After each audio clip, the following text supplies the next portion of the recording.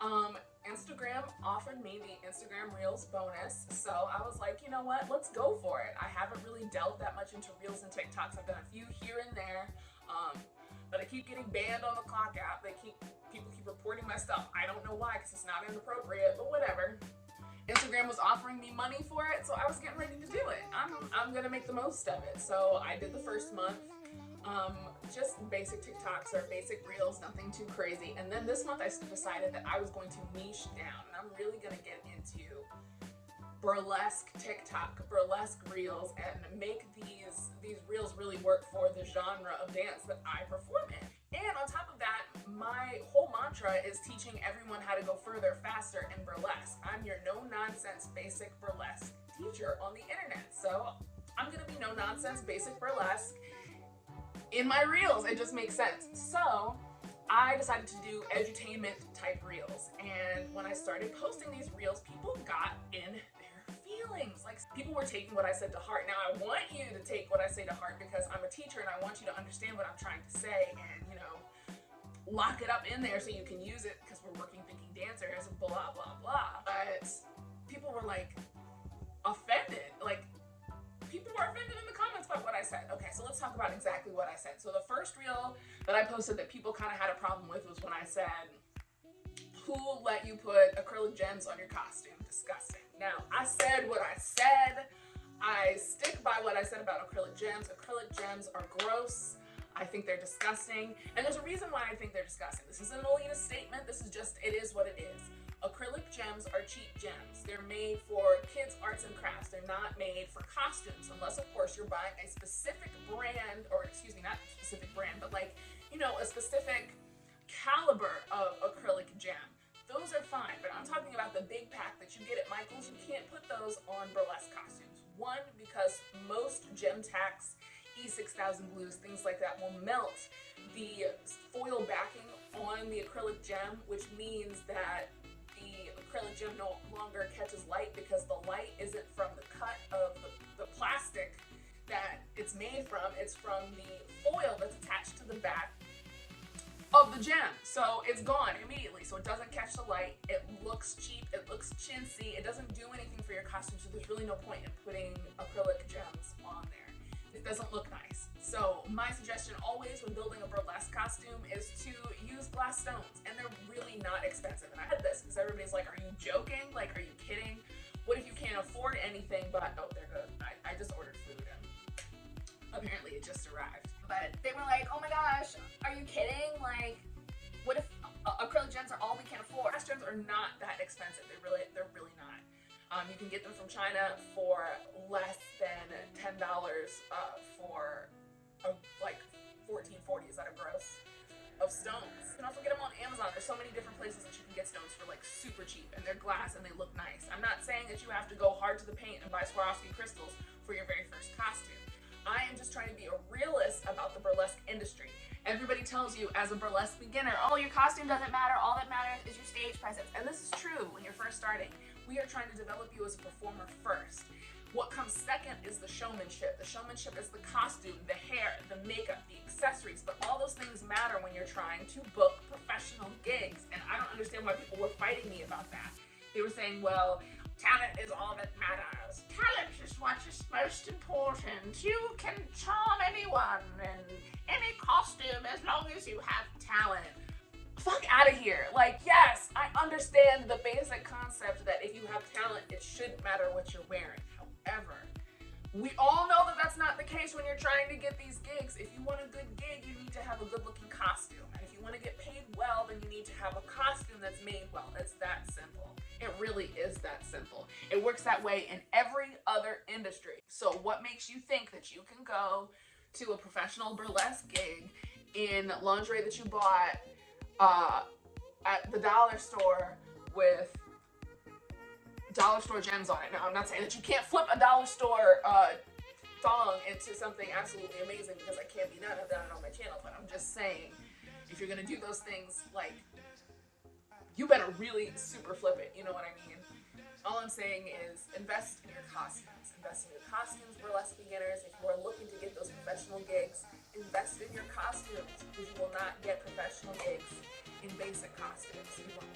You'll get still get booked here and there for amateur shows, but you're not going to get those corporate bookings, those big gigs, those stage gigs, those theater venues where you see the big time performers performing. And tell me one time that you've ever seen Pearl Noir or Media Noche or Frankie Fictitious or Dita Von Teese or Dirty Martini on stage without a rhinestone. Explain that to me. When have you ever seen it? You've never seen it, and you won't see it because those are professionals. They are professional burlesque dancers who do this for a living.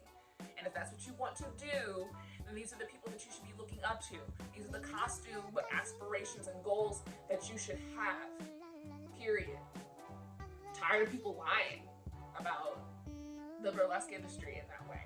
Get it together. The other thing that I talked about was cleaning out your show bag. I said gorgeous, gorgeous girls empty their bags after the show. Gorgeous, gorgeous girls who do this are organized burlesqueos because it's the truth. Like, there was a time in baby beginner Vera's life where I did not empty my show bag from show to show.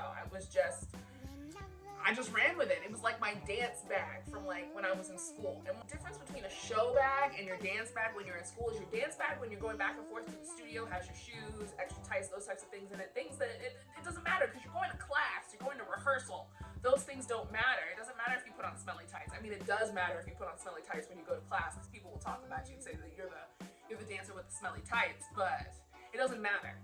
But when you neglect to empty your show bag and you neglect to clean your costumes and air out your shoes and your pieces and stuff, you become that stank ass showgirl that nobody wants to be around in the dressing room, let alone, I can't even imagine if you're doing bar shows with your stank ass showgirl costumes and your stank ass showgirl tights that you haven't washed in I don't know how long because you don't empty out your show bag. You're that girl or you're that guy or you're that show gay or that show they that's running through the audience and everybody's like, ooh, they can dance, but they sure smell like bouteille. And do you really want to be that dancer that smells like bouteille? I think not. I mean, we've all had our moments. There was one show that I did, I'll be completely honest with you. I did not wash my show. I did not wash my costume between two shows. I left it in the dry cleaning bag. Biggest mistake of my life because this next show, I just so happened to be in a dressing room that was like super tight. It was cooped up.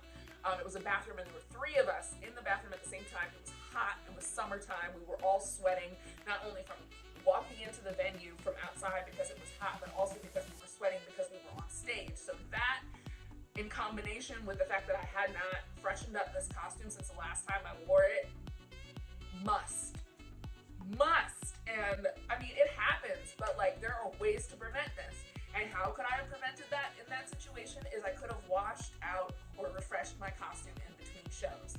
Take your tights out of your bag and wash them in between shows. Take your shoes out of your bag and let them breathe between shows. It also runs back to the invest in your costumes conversation because if you are leaving your beautiful costumes cooped up and gross inside the bag all the time instead of giving them an opportunity to air out, to hang out, and putting them back in their appropriate designated spot, this is how you lose rhinestones. This is how things get scratched. This is how things get damaged. And that's exactly what we do not want to do because we don't want to spend any extra money that we are making off of these gigs and doing these bar shows and doing these theater venues to fix costumes that we've already done. You know what I mean? I know things are going to happen to our costumes because we're working in them, but like, why damage it ourselves, you know, in our bags? Take it out, wash it, refresh it, do what you have to do. Stop being a dirty ass showgirl. Stop being dirty. Just stop. Also helps you stay organized when you take the things out of your show bag from show to show.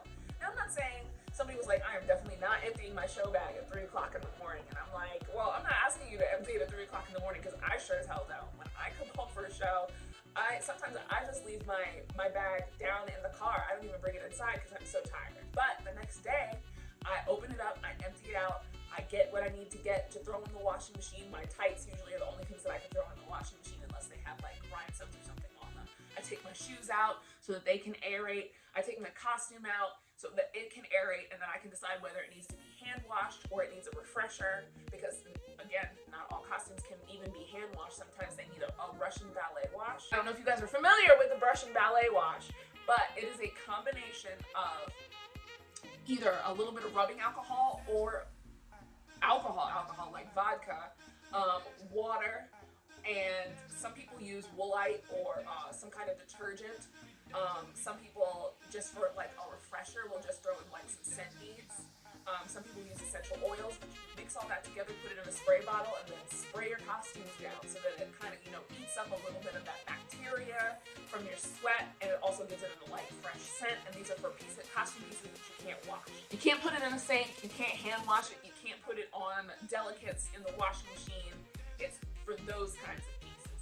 Overall, all the reels and stuff that I'm making is not to like make fun of people, it's to help people out so you understand what's right, what's wrong, do's and don'ts, things like that. Now, of course, not everything I say is gospel. I'm just sharing with you the things that I know, that I've learned over time, so that you can apply those things without having to go through the same trial and error that I went through at the beginning of my burlesque career. That's all I'm trying to do for you guys. So at the end of the day, in the immortal words of TikTok, the girls that get it, and the girls that don't. Obviously, you don't get it, so you're not one of those girls. But if you want to be one of those girls, one of those gays, one of those days, one of those guys with thick thighs, you'll listen to me, and you'll continue to watch my channel, and you'll continue to follow me on Instagram and on TikTok and all that stuff. I'm coming no nonsense with you guys for 2022. You guys are getting mollycoddled enough in other areas, burlesque world. I'm not going to coddle you. I'm going to tell you what it is like it is, because it is what it is. Don't fight me, fight your mom. You know my phrase, so. All right, I'm going to go downstairs and get the takeout that I just ordered that's probably been sitting outside, and wait for the man to come home because he went to get some Christmas liqueurs for us to drink tonight so we can watch movies and eat food. And that's what I'm about to do, is watch movies and eat food. All right, going to get my food.